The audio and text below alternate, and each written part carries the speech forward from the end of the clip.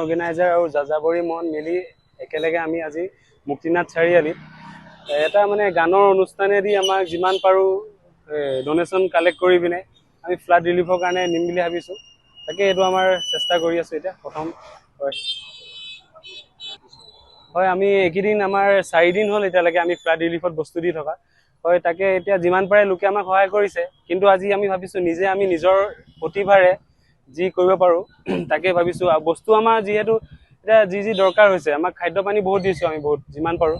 এতিয়া আমাক ভাবিছোঁ যেনেকৈ ফেনাইল হওক, ব্লেচিং হওক, যি বস্তু পাওঁ আমি গোটাই মেলি আমি সাহাৰ্য কৰিম বুলি ভাবিছোঁ। তাকে মোৰ নাম শেখৰাজ বৰদলৈ, এইটো ফাৰ্দিন আহমেদ, আমাৰ লগত আৰু দেৱাশিষ দাস, আৰু এয়া আছে জয় বৰাত, আৰু এয়া শিৱম মজুমদাৰ আৰু মুগ্ধ ভট, আমি মিলি একেলগে কৰিছোঁ।